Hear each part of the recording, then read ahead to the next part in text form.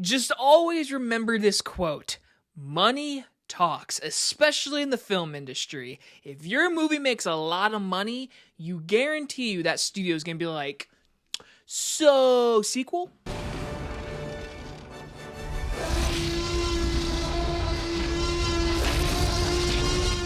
Black Phone 2 stars Mason Thames and is about Finn's struggles with life after his captivity, while his sister begins receiving calls in her dreams from the Black Phone.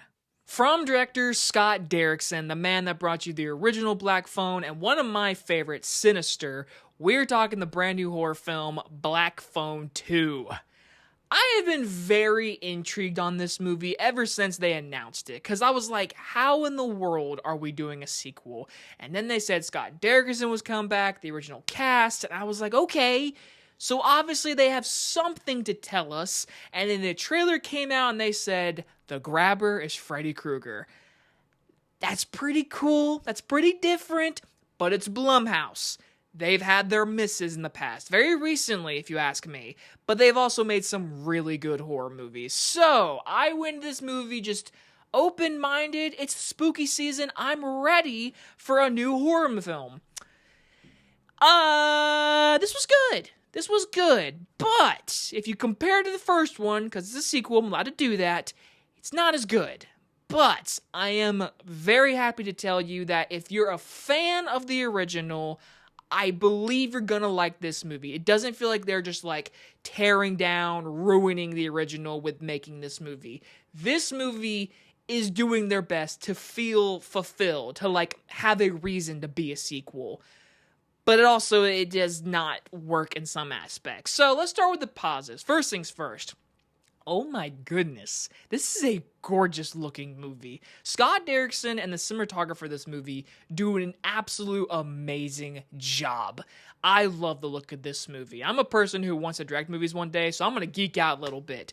They use digital cameras and it looks beautiful. The coloring in this movie, whoever the colorist is, good freaking job. The blues and the whites with all the snow, you could feel the cold in this movie. And when you watch it with the reds, the oranges, the yellows, the browns, like, it just looks so damn good.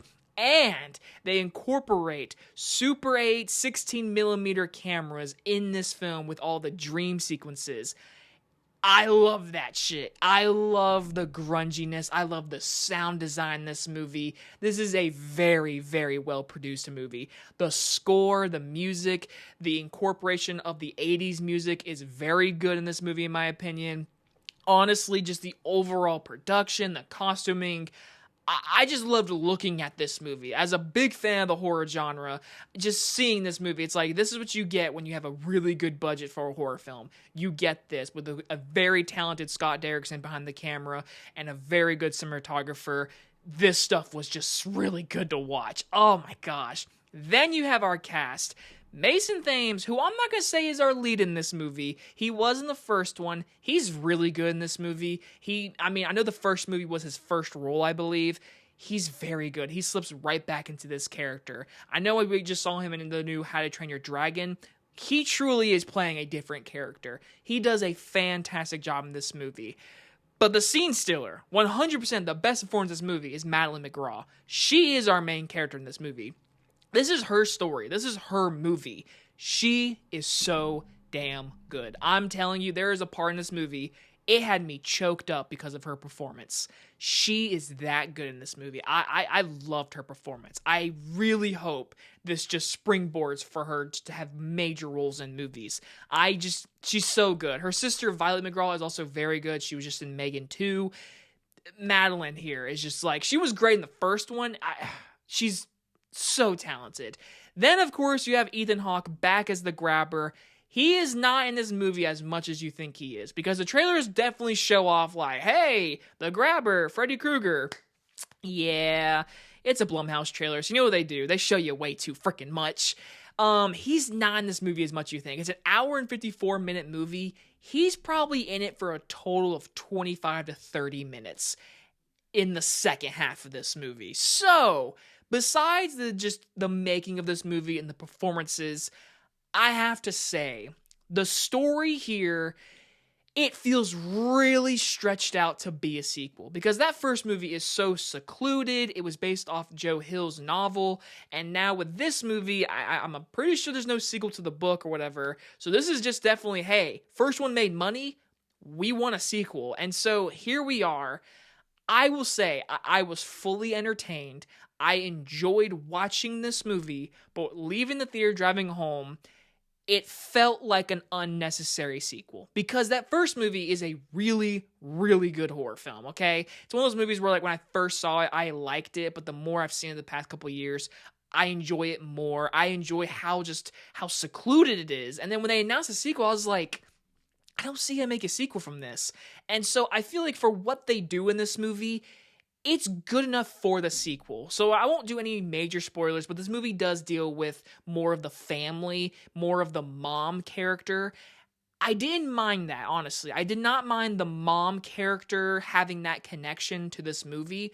My issue is more of the setting. So we're more in this like youth camp with a blizzard. I love the blizzard and all that kind of stuff.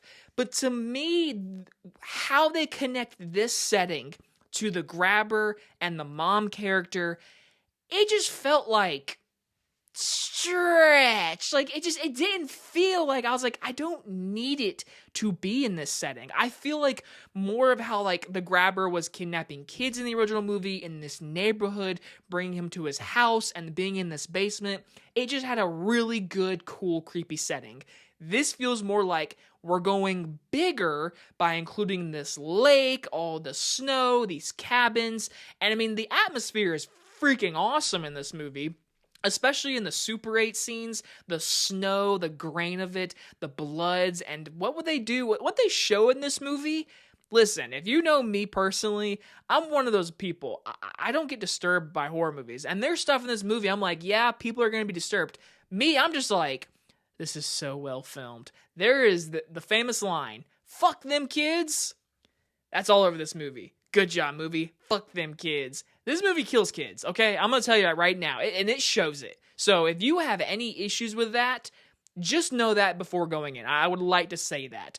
But when it comes to the story, like I said, it just feels like by the end of the movie, it gets a little ridiculous. Like this third act, it's Freddy Krueger. Like, I mean, there's no other comparison. Everyone who does a review of this movie is going to say the words Nightmare on Elm Street, Freddy Krueger. It's in your face. Like, it is literally in the dreams of Madeleine McGraw. Take out Freddy Krueger, put in the grabber. That's the third act of this movie. And for what it was, it's well filmed. It has really cool elements. The story starts to just suffer over, like, we are a sequel for a reason. This is a cool idea, but this one feels like we're stretching it out. And it didn't really work for me fully. Like, I did leave this movie saying, I didn't need this movie. Yes, it's well made. Yes, it's well acted. Will we get a third one? Probably, because it's probably going to make money during the Halloween season. And I feel like for Ethan Hawke, I will say he does good in this movie, but it's nowhere near as good as his performance in the first movie. I'll be very honest. Like, he's good in this movie, but he's way better in the first one because the first one is way better. So in the end, I would say I enjoyed my watch. Is it a long-ass movie? It felt long because, like I said, the grabber comes in the second half, third act of the movie. The most of this movie is setting up this family lore and the connection to this movie. It's basically saying, we want every reason to give you why this isn't unnecessary. By the end of it, it felt unnecessary. It did drag a lot in this movie. And some of you be like, well, the first one was slow. But the first one was slow for good reasoning. You're in this basement with this kid, and this guy is, like, fucking with him, torturing him, basically. This movie has more of an expansion and all that, and it just didn't leave me saying, I needed this sequel, but I didn't hate watching it. I'm gonna give Black Phone 2 a B-. Again, I'm very wishy-washy on this movie, but overall, like, it was fine. Like, I did not hate this movie, but I didn't love it. I just really appreciate this movie being extremely well made. Like, I mean, there is some amazing camera work, especially when he's in this phone booth talking on the phone. The camera, how it moves around with people in the background, then up close. I mean, this is a really, really well-made movie. But does that just solidify it being made? No, because it all comes down to money. That first one made money, so Blumhouse is like, we want a sequel. And you got one, but it's not like the best sequel ever. So again, go see it, form your own opinion, and we'll see what everyone says about it online. Anyway, guys, if you enjoyed this movie review, I'll see you guys on the next one. Bye, everybody.